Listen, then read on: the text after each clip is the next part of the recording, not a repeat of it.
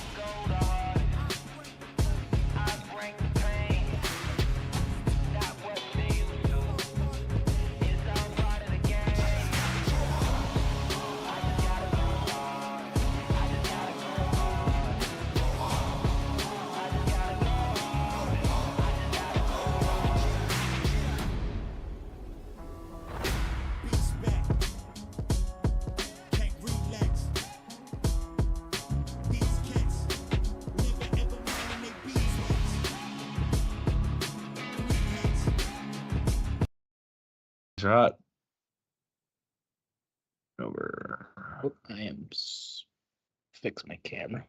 No, I don't think it was you. Oh, okay. Yeah, you're good.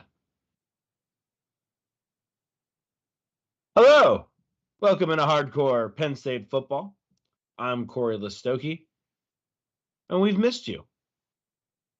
Sean Kane will be joining me in a second. Lots to talk about. Pro Day came and went. not a ton happened because Abdul Carter decided not to participate. Spring practice has begun. With a lot to talk about there and some major recruiting news to discuss.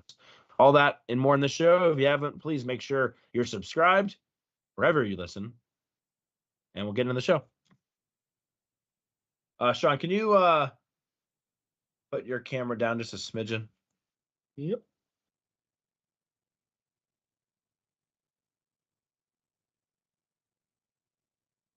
Perfect. All righty. Welcome into Hardcore Penn State Football. I'm Cory Lestochi. With me, as always, the great Sean Kane. How you doing today, Sean? Not too bad, Cory. God, it was so nice out this morning. I was wearing my sunglasses to work, and then I walk out and it's raining.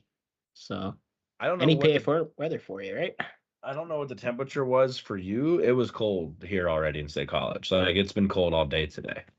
Now, tomorrow, I think it's supposed to be up into the 70s. Like tomorrow's supposed to be a beautiful day, I think. Yeah, Monday was really nice here too, and then it chilled Tuesday and Wednesday, but weather's a little bipolar this time of year. Absolutely. And the good thing is it helps the football team get used to all conditions. That's true. It feels kind of like fall out right now. So Yes. had to turn the heat back on today because it was pretty cold. But Sean, welcome. We have not talked since Beaver Stadium had a new name for its field. And I feel like that news still hasn't really kind of settled in for some people and within the fan base. But lots happened since then, Sean. I mean, the pro day came and went. People are talking about torpedo bats. Just all sorts of shit's going on in this world. And most importantly, Penn State spring practice has started. Yeah, as a Yankee fan, I'm loving the torpedo bats. They're the best thing ever. I think it's been overblown a little bit, don't you think? Obviously. No, I mean, there's definitely a difference. You think there's definitely a difference? You're gonna. There's definitively a difference. Aaron Judge hit 4 home runs. He's not using it, but he's not using them. Maybe not. I mean, Yeah, I mean, it's Lester hard. Holt had the whole article on it the other day, and that's what kind of surprised me was not Aaron Judge isn't using it, and there's a couple other folks that aren't using it, and I didn't realize the guy who introduced them originally is with the Marlins now. He's not even with the Yankees. Yeah, these have been out there, theoretically they haven't been used, but they're not a new finagled technology per se. Right. They've been out there. They're not Sammy Sosa's out there. No, I don't think the cork's gonna come flying out of the bat or anything. But they've been around. It's just they haven't been used. Right. So, but the technology and everything has been has been known about. It's Right. just anything like that, especially baseball, where everything's so technical. People don't like to really veer away that much from what they do, especially when it's something so technical and reliant on muscle memory. And it's a lot like swinging a golf club. If Right. you change your clubs and you golf every single day, you're going to notice a difference right away. I would love to golf every single day. I got to figure that out. Got to figure out how to golf more this year. Be a pro golfer. I think that's the only way you could do it. Yeah. Or potentially get a divorce. That might help. A divorce helps. Or be an old guy that has the money to do it. I think I'm going to be an old guy that does that. I think I've decided on that. And I don't think I want a cart. I think I want to walk. You're going to be one of those people. Yeah. I paid just as much as you did. Wow, you already have the counter argument ready for them. I'll say this: those walkers, you barely ever have to wait for them. Most of them, because if you're that hardcore, you're going to be fast. That, and I will say, dropping the cart and then going to the green does slow you down. It does. I I'm not a huge, like, I don't think I golf nearly as much as you. I do occasionally.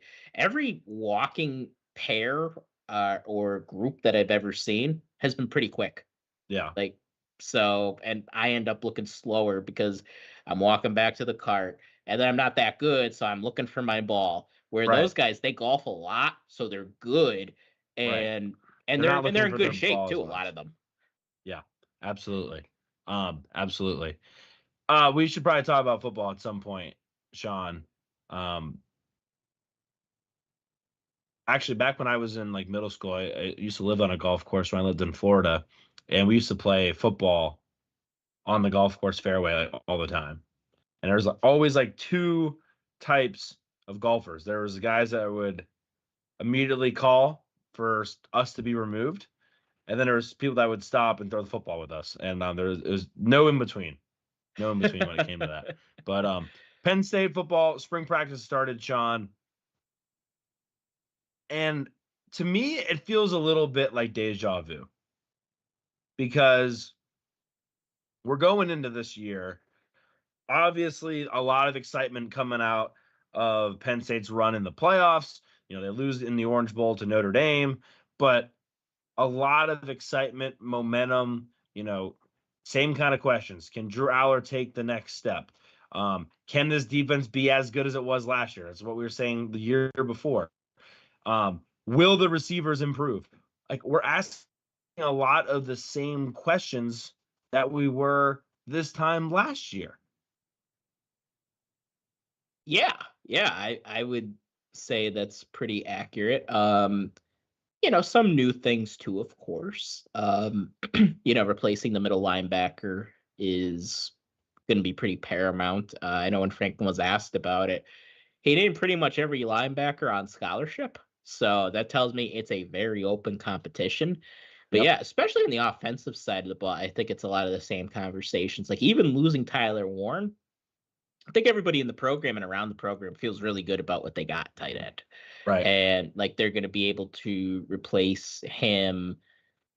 I'm not saying we're going to have a Mackey Award winner here, but do I think there are three guys that they feel really, really good about? Yeah. So the production should be there. But yeah, the rest of the questions, well, I think Drew Aller had a better season in 2024 than 2023. The bigger thing, the one thing that creeped from 2023 into 2024 for him was playing better in big games. And then the receiver spot, where do we have any idea who's going to be the top dog there? I don't think we really do. Right. I think there are guys. Some of you heard that before. Yeah, right. So I think there are guys that are in contention, but I don't know who it's going to be. I kind of think we had a better idea going into last year as to who the top dog would be, and because we had Harrison Wallace coming back, but this year it is pretty open. And again, I think you could say the same thing at middle linebacker too.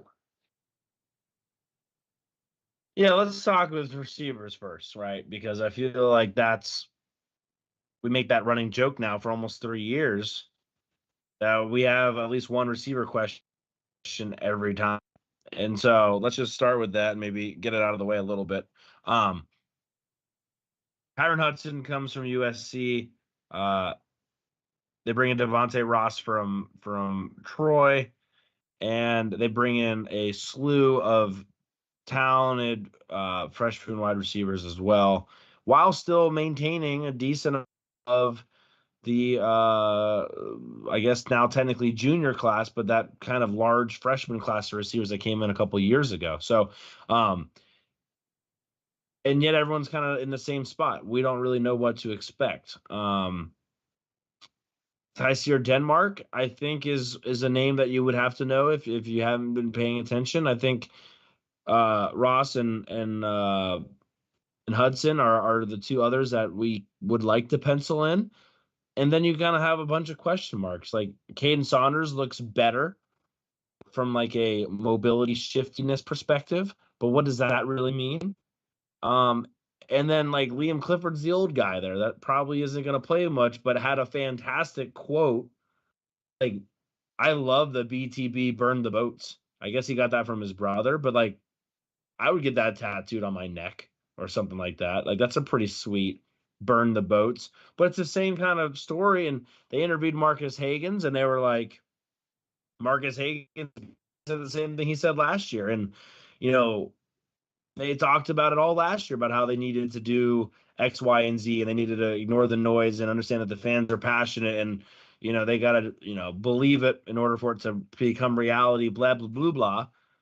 And it's like the same thing. And we're all sitting here in the spring watching 5 to 7 second clips of one-on-ones between wide receivers and DBs salivating at the phone, trying to figure out if it means anything. And like 1 second, there'll be a great rep for a receiver, and you're like, and the next second you're like, wow, we look the same and we can't get any separation. And so I am very much, Sean, taking all of this with a grain of salt as far as can they get separation? And like, I have forgotten what wide receiver contributions even look like at this point. Like, receivers getting a couple catches is one thing. Receivers being a part of the game plan, like, I have forgotten what that even means or what that looks like. Like, basically, since Jahan Dotson was here.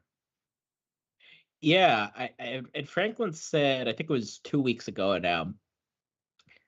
You know, and I'm paraphrasing a little bit. He's like, the passing game would have been better if Tyler Warren had other receivers to complement him, if we were able to get more guys going in the receiving game. And it's like, you think so, James? Really? Yeah, Right. like, yeah, that would be better. It's if a we Captain had, Obvious commercial.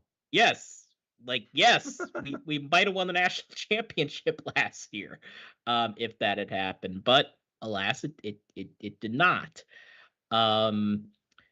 So you know, you said a few things there, and one of the things that stood out to me was you said Liam Clifford might not play a lot this year. Oh boy. Are you sure about that? Now, Cory knows me as a tad bit of a Liam Clifford truther, in that I think he might be a little bit better than some people say. But Cory is right in that if he is one of your starting receivers, are you going to win a national championship? Probably not. So I think a big thing would be one of these guys, or 3 or 4 of these guys, passing him up on the depth chart, because he is from a statistical standpoint, the leading receiver coming back this year. Is he? Do people think he might start? Cory, all I'm saying is it's not out of the realm of possibility. Like, if they don't trust Tyzier Denmark, I think he could. And you know how they are with trust. And like, let me put it this way. Caden Saunders, I think everybody thought he'd be playing a lot by now. He barely played the last 2 years. Now, last year, partly due to injury, or mainly due to injury. But this has happened where we've had talented guys here that just didn't find the field. And here's Liam Clifford just finding the field. I'll tell you this right now. If Liam Clifford catches more than 30 passes this year, Penn State fails to meet any and all of their goals for the season. I would agree. Yes. You just can't have that. And then another thing that I think is missing in all of this, and we did discuss it in January, and early February, is this really going to be the receivers room come August? I don't think it will. Now, I think we might lose some to the portal, and I think we're probably going to add one more. I don't know who, but I just have a sneaking suspicion that they're going to add somebody in the spring, and they might even lose a guy or two. What about the young guys, Sean? Josiah Brown, not sure where he's at yet. Peter Gonzalez, not sure where he's at yet from a health perspective on both those guys.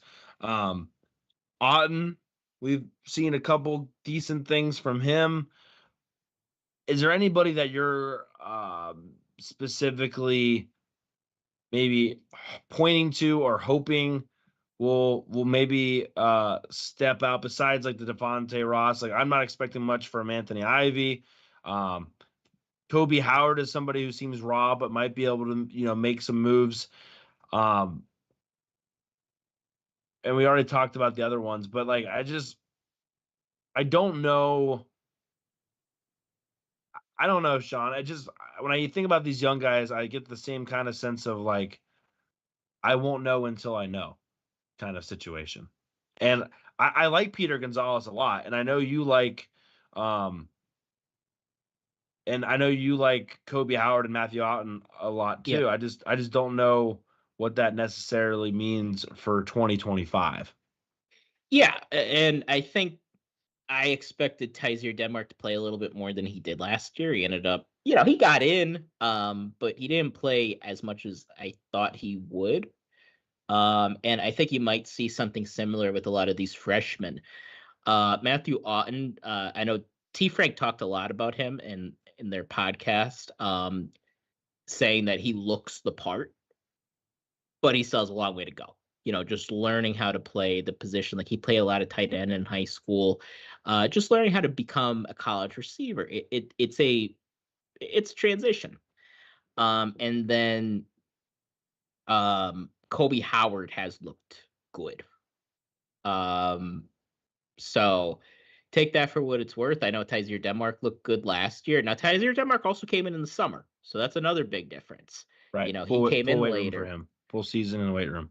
Yeah. So maybe Kobe Howard's more playing ready by the time the season comes. Maybe Matthew Otten's more playing ready by the time the season comes.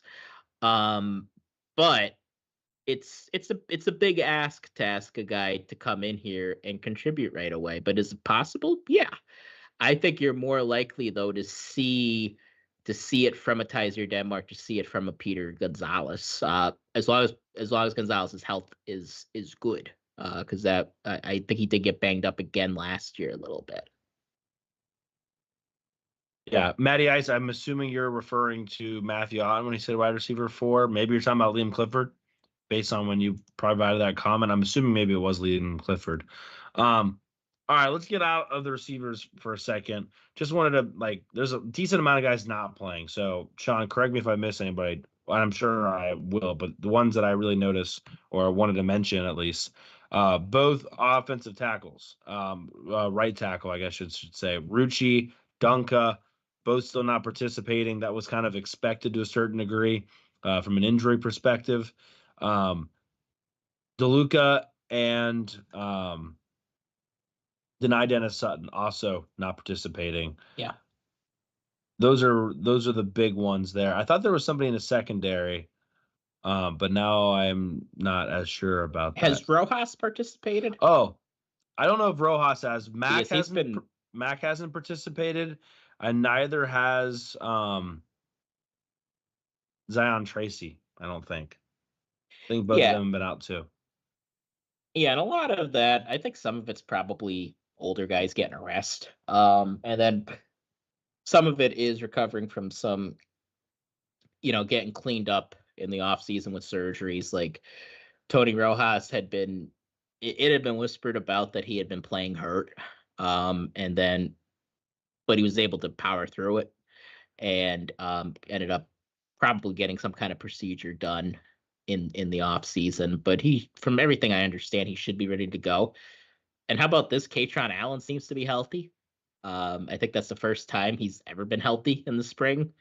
So I think that could really, really bode well for him, because one thing we all want to see this season is him looking like he did in the playoffs. Like I don't think we ever saw him get that next gear like he did when the playoffs came rolling around.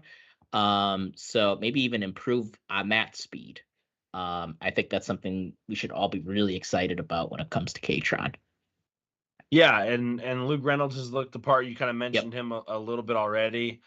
I was actually talking to my coworker about this today. You look at these little clips and you're like, okay, like we're playing against ourselves. So like anytime someone does anything good against somebody, it's also kind of an indictment on the other player that looked bad. Yeah. Luke Reynolds had 2 nice catches, And my first two questions are, they were in traffic, and I'm like, well, A, why didn't he create more separation? And B, why wasn't it a better ball? And C, why did the defender let him get Moss? Like, Well, that's cool that real Reynolds had positive spin on Sorry. it there. Sorry. But like, I mean, I just, from my perspective, like, I would rather, I guess it doesn't matter what they do. It's not going to matter to me. But like, I just take all of it with such a little like, okay, cool, but like, what does that really mean? Like, there was a good rep I saw on defense where I want to say it was AJ Harris shutting somebody down. There's another good rep for sure of O'Davian Collins shutting somebody down. And you're like, great. And then you see a rep where Vabu Torre just gets absolutely just worked. I've seen that. And you're just like, what am I looking at here? What am I looking at here? But you mentioned tight ends. Like, yeah, tight ends are looking solid. That's probably the one position that I care about more than receiver, because I just feel like there's so much really good players there. Like, no one even talks about Joey Schlaffer, but like, I really think Rappleyea, Dinkins, and Reynolds could really start at most places in the country and are going to be very good for Penn State as long as they can stay healthy. And then obviously Olish coming in, you don't even know what to expect of him. Yeah, I was just randomly thinking about Joey Schlaffer. Like, he's a loyal guy just because that's such a crowded room. And I do wonder, Right. How long he's going to stick around for. And if there's one guy, you really wouldn't blame if he did end up hitting the portal, it would probably be him, because I think he could play too. It's just those three guys, like you said, they'd be starting for most teams in the country and playing well for them. I did see that clip of Vabu Torre just getting abused by Luca Reynolds, and it was before Reynolds even came out of his break. He was holding him, and I was like, we need some work there. So yeah, there's always a couple ways that you could look at that, and it's part of the like I remember Franklin saying going into the West Virginia game last year that by the time, especially when you get to summer, you could only tell so much from your team by watching them play each other. And there's no preseason in college football.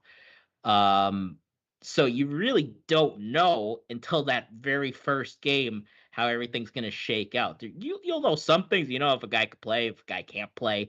But you don't really know how good you are until you face another team.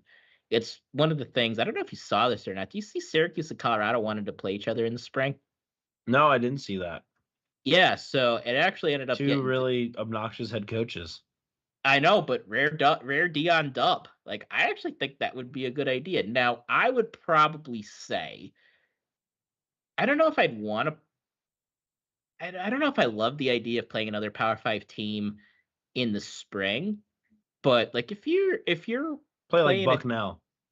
Like play against a team like a Westchester, like a Bucknell, and you get to give them a chance to see what they could do, and you get a chance to show what you could do. Or a team like Temple.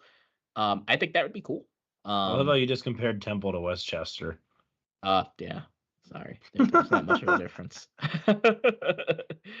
No, but honestly, like I think that would be a pretty good. I think that would be a pretty cool thing.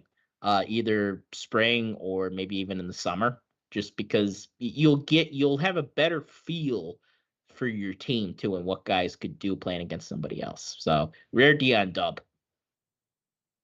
Shout out Dion. He's been quiet so far this offseason. I know it's only been a couple months, but I think his team's gonna suck. We'll see. That'd be great. Too soon, but I'm a true hater when it comes to that. Me too. You mentioned Mike linebacker. Franklin had mentioned, and we should probably talk a little bit about Knowles so far.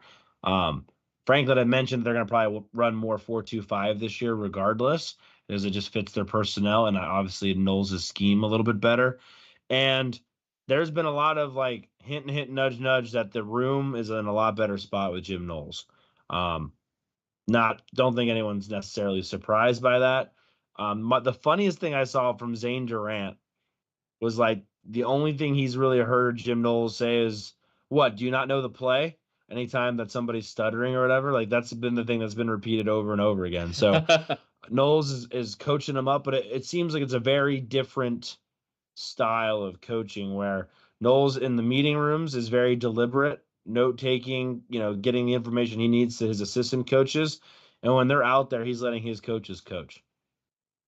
Yeah. Yeah. And just like the whole demeanor from him in general is a departure very much from Tom Allen. He's a wise old bird. Yes. Yeah. And there are a few ways to do that. Like definitely more than one way to skin a cat. Manny was also an intense guy, and Jim Knowles is more of the relaxed dude. Like basketball coach or basketball people know a big difference between Pat Riley and Phil Jackson, in just overall demeanor. But both ways work. It depends, it's just about being kind of true to who you are. And, Manny and Tom Allen were both intense, but that's probably where their similarities ended. Manny was also kind of a cool dude, and Tom Allen, I like Tom Allen, but more of like kind of a corny older dude, where Jim Knowles more of a stoic figure he comes across as. So I like it. And the other thing is, Tom Allen was officially the linebackers coach last year. Now, Dan Connor was the linebackers coach, and now he is officially the linebackers coach.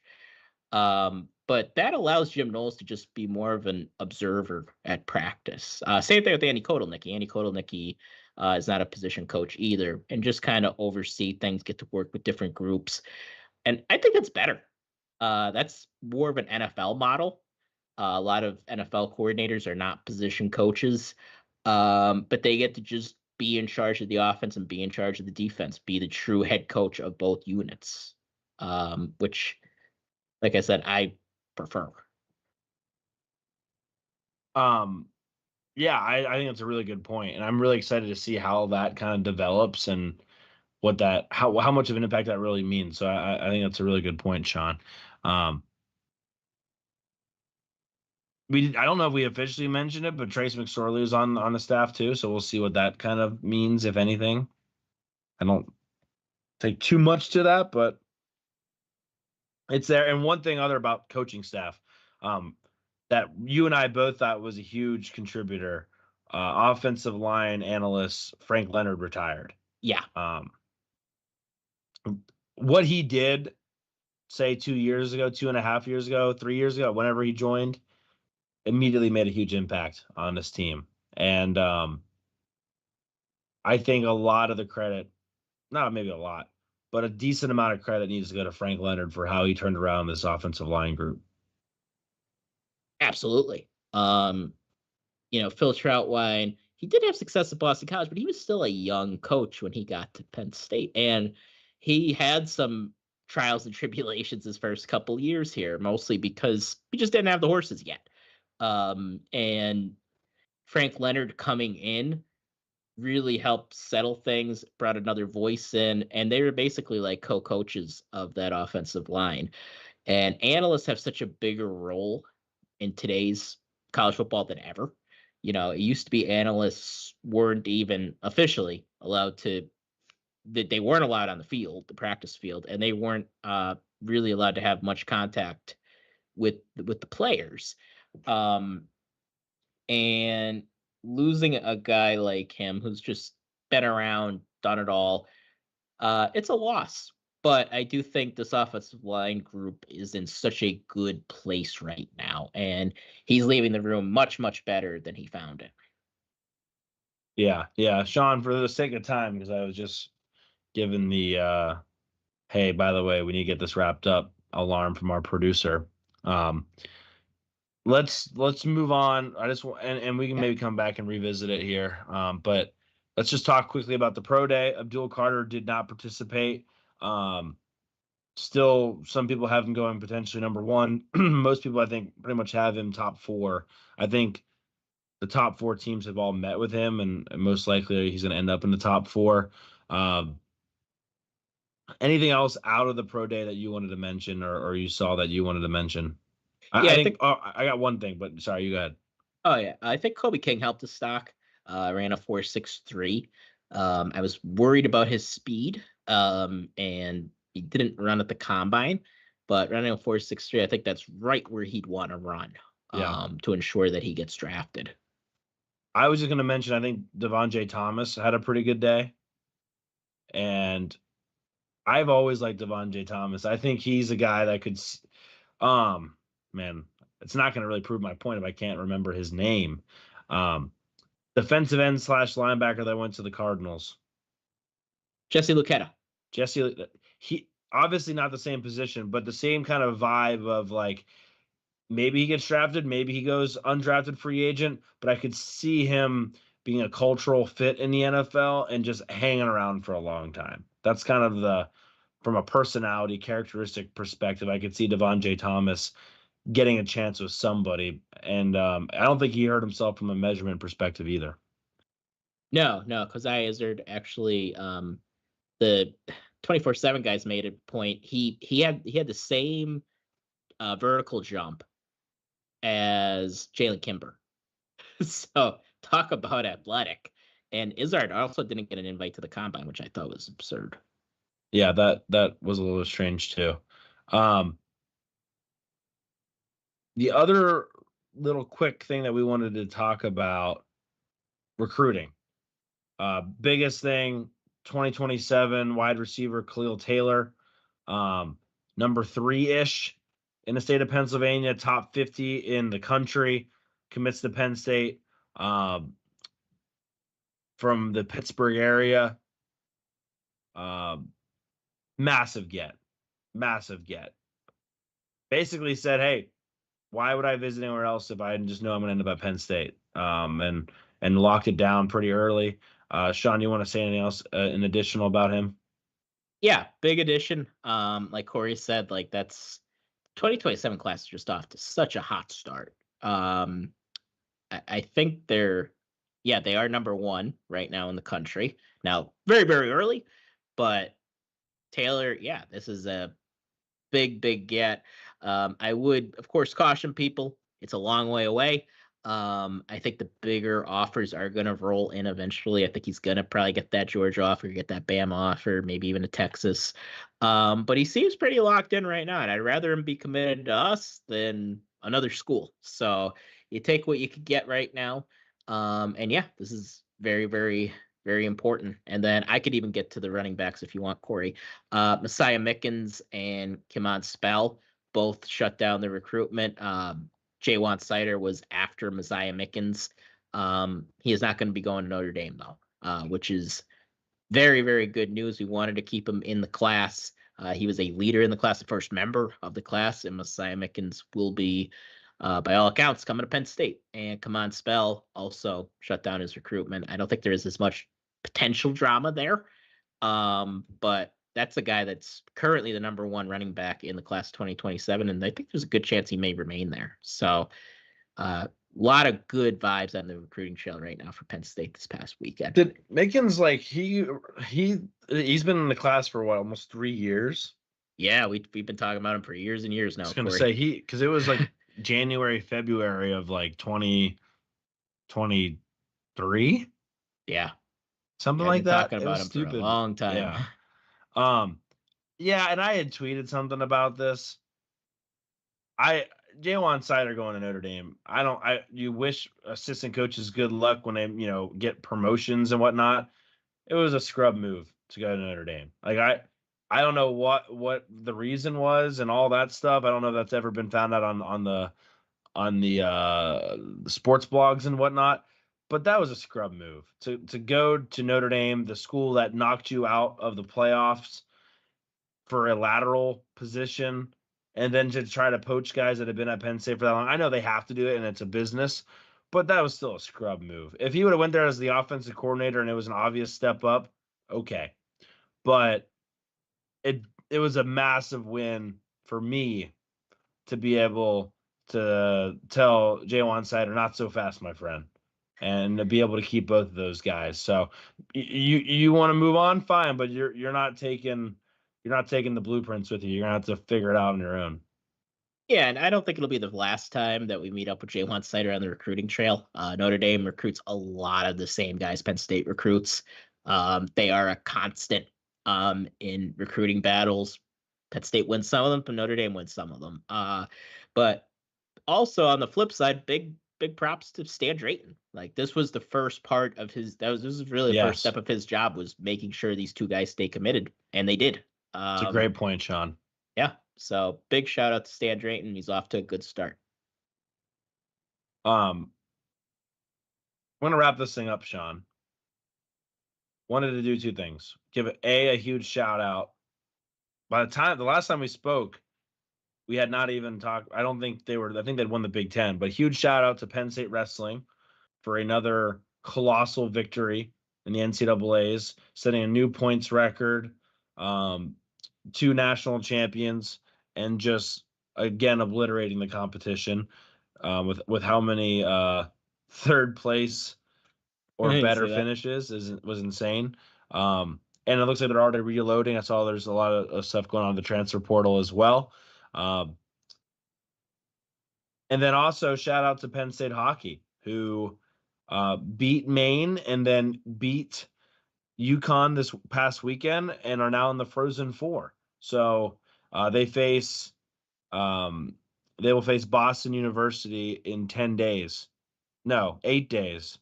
That's so spread out. It's very spread out. And then they go back to back because I think the championship's on the 12th. Yeah, that's so spread out. That's crazy.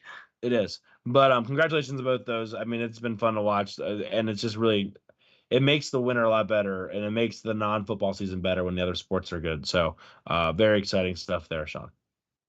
How's basketball doing? I don't know what that is. You know what? I didn't even fill out a bracket this year, Sean. Yeah, you know something, Corey? I'm not just saying it because Penn State's not in it. Like hell, Penn State's never in it, except for a couple of years ago. It's been a boring March Madness. Yeah. When it's all chalk, when it's all the number 1 seeds in the Final Four, it's just like, say what makes it special. Now, I think the Final Four is actually going to be really good because these are the 4 best teams. Right. But it, like, and we talk about sometimes too with college football expansion, it's about the journey to get there that makes it special. And I just didn't feel like anything was that special this year with March Madness. Now, again, I will echo what Corey said. Wrestling team, I mean, most dominant program in college sports, I think, hands down. And then, yeah, to go to the Frozen Four, it's first time in Penn State history that they went. Penn State hockey has been knocking on the door. They made their tournament before, but to finally get to the Frozen Four, it's a big deal. Especially with how they started the season, coming out of the gate a little bit slow. They've been playing as well as any team in the country really since the early part of the season. Yeah, absolutely. Well, Sean, we'll be back next week. I think we're going to lock that in. We'll be back sometime next week to talk more about Penn State spring practice, but I do need to get out of here. So, Sean, always a pleasure. Thank you guys for listening. We'll be back next week. Until then, please make sure to like the video and subscribe wherever you're listening or watching. And we'll see you next time. For Sean Kane,